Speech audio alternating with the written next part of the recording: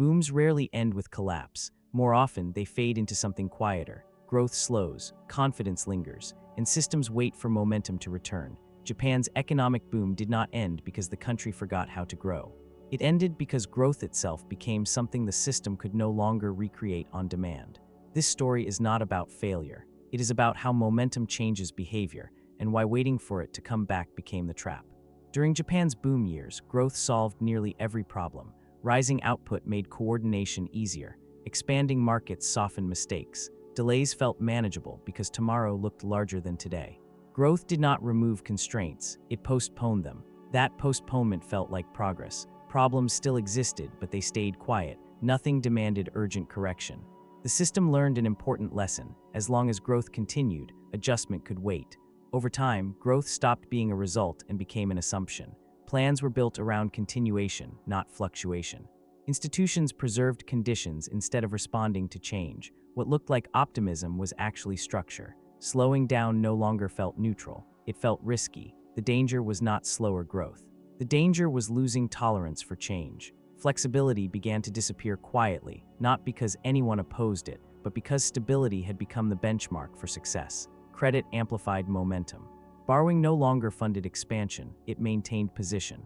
Balance sheets expanded alongside confidence. Commitments multiplied. Continuation became necessary for stability. The upside arrived early. The risk arrived later and unevenly. Once obligations depended on continuation, slowing down became destabilizing by definition. Momentum stopped being optional. It became structural. Caution did not disappear. It became expensive. Momentum began to function like insurance. Continuing forward felt safer than stopping to reassess. Signals weakened, but the system learned to move ahead anyway. Stopping felt dangerous. Continuing felt responsible, even when it increased exposure. This is where many systems lose their ability to self-correct, not through recklessness, but through rational behavior inside narrowing constraints. Growth stopped being a tool. It became a condition. Policy was judged by stability, not resilience. Preservation mattered more than adaptation. Conditions demand compliance. Choices allow correction. Once growth became a condition, reversing it felt like failure, not adjustment.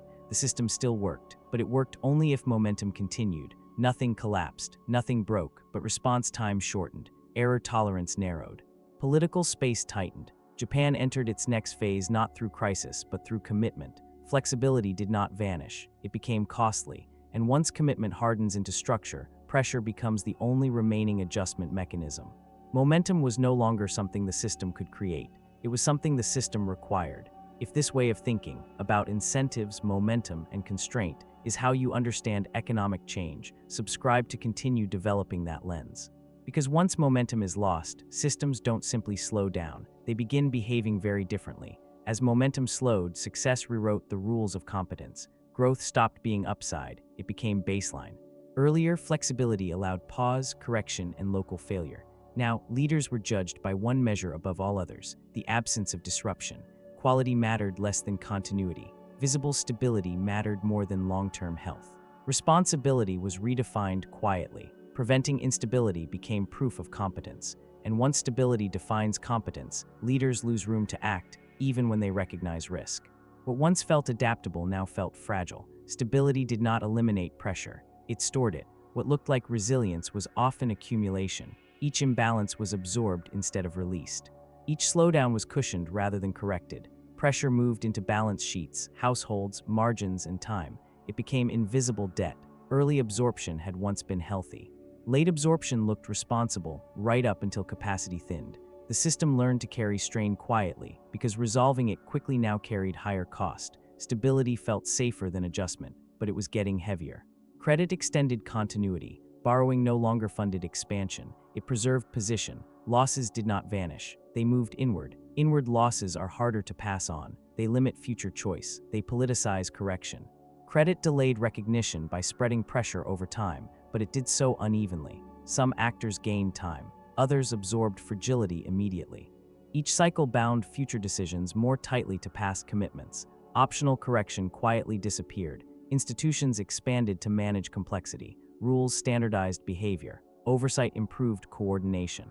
The system was not failing, it was becoming heavier. Complexity solved known problems. Rigidity blocked unknown ones. Heaviness did more than slow response. It reshaped incentives against noticing change. Legibility came at the cost of flexibility, and flexibility is what systems need when conditions shift. Adjustment now carried reputational and institutional penalty. Not because change was wrong, but because stability had become the visible signal of success. Preservation gradually replaced adaptation. The system optimized for holding its shape. Change became visible loss. Deviation was discouraged automatically, not by intent but by structure. Once pathways hardened, even considering alternatives became costly. No one chose this outcome, and that made it more dangerous. Risk had not increased suddenly. It had become harder to release. Warnings still appeared, but they had to be louder to be noticed. Louder warnings triggered deeper commitment because they threatened confidence. The clearer the signal, the more dangerous it became to act on it. Delay became rational. Acting early looked reckless. Time was no longer neutral. Momentum was beginning to decide outcomes. From this point forward, behavior begins to change. The system no longer responds to opportunity. It responds to constraint. And when constraint governs action, outcomes stop being chosen. They are carried forward by what the system can no longer afford to undo. As stability became the priority, predictability started to define safety. Not occasionally, repeatedly. Choices that looked familiar were rewarded again and again. Unexpected ones were quietly discouraged. Predictability reduced visible risk, but it increased latent risk. Institutions, metrics, and evaluation systems did not just prefer predictability, they selected for it. People were not choosing caution. The system was filtering behavior. Once predictability defined competence, unexpected signals lost legitimacy. Consistency looked prudent. Variation looked irresponsible. Fragility accumulated behind stability, not because anyone wanted it, but because the system kept reinforcing the same choices. Judgment adapts to conditions. Rules assume conditions remain similar. As rules expanded, judgment receded. Decisions followed procedure rather than context. Compliance mattered more than timing. Lag entered the system quietly, not as delay alone, but as accumulation. Each postponed response changed the size of the response required later. Early adjustment was small and manageable. Late adjustment became large, visible, and political. Visibility itself became destabilizing. By the time action felt unavoidable, it also felt dangerous. The system did not just respond too late, it was forced to respond harder. Coordination once reduced friction, now it filtered participation. Participation remained possible, but it became conditional. The system functioned best when nothing unexpected happened. As experimentation declined, early warnings disappeared. Fewer experiments meant fewer signals. Fewer signals meant false confidence. Survival replaced exploration. When alternatives stopped forming, leaders did not just lose options. They lost the conceptual space to imagine acting differently. Learning capacity thinned not through failure, but through success. The cost of change rose faster than the cost of endurance. Acting early produced visible loss. Waiting hid cost. Delay stopped looking like hesitation. It looked like competence. Early action appeared reckless. Late action appeared responsible. Each delay removed not just time, but options. Windows for cheap correction narrowed. Timing became the main variable left. What was postponed did not disappear. It became larger, louder, and harder to control. The corridor narrowed and kept narrowing. Rigidity did not affect everyone equally. Large actors absorbed pressure. Smaller actors adapted quietly or exited. This was not rebellion. It was selection. Silence replaced feedback. Quiet systems were mistaken for healthy ones. Fewer warnings looked like lower risk. Early warnings did not fail because they were wrong. They failed because responding early carried penalty. Exit replaced protest. Metrics improved. Blindness deepened. The system grew calmer and increasingly unable to see. At this stage, the reversal completed itself. Structure no longer adapted to reality. Reality adjusted to structure. Awareness arrived after flexibility was gone. Correct decisions now produced visible disruption. Legitimacy, not ignorance, blocked action. Coordination costs exceeded tolerance. Even accuracy destabilized the system. Undoing the structure was no longer just difficult, it was unaffordable. Control had turned into commitment. Outcomes were no longer preference-driven, they were path-dependent. Decision-makers stopped choosing direction, they chose speed. And once slowing down increases risk, momentum governs outcomes, not intention. From here on, escalation is no longer psychological, it is structural. By this stage, the problem was no longer denial, it was arithmetic. Earlier, adjustment had been optional. Now adjustment required visible loss. Even acknowledging error had become destabilizing. Reversal no longer meant correcting direction.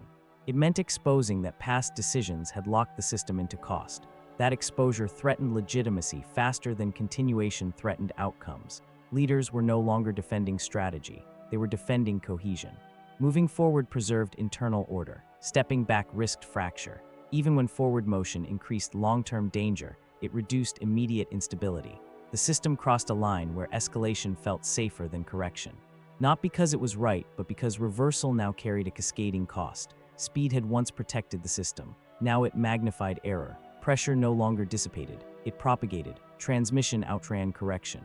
Responses had to overcompensate to register. Proportional action no longer stabilized outcomes. Each move arrived late, and therefore had to be larger. Momentum began governing results independent of intention. Speed no longer amplified judgment. It amplified mistakes. At this stage, action still occurred, but control no longer followed. Institutions responded to incentives, not foresight. They remained calibrated to conditions that no longer existed. Metrics still reflected past success. Signals pointed toward future cost. Confidence outlasted accuracy. Warnings that challenged continuity were discounted structurally, not emotionally. The more invested the system became, the harder correction felt, not because leaders were blind, but because costs were already embedded. By the time signals dominated metrics, the window for inexpensive response had closed. Durability had replaced flexibility. The system was strong, and strength increased the impact radius of error. Large systems did not fail more often. They failed more expensively. Stability no longer reduced risk. It concentrated consequence. Correction became disruptive because the system was resilient. Strength no longer protected outcomes.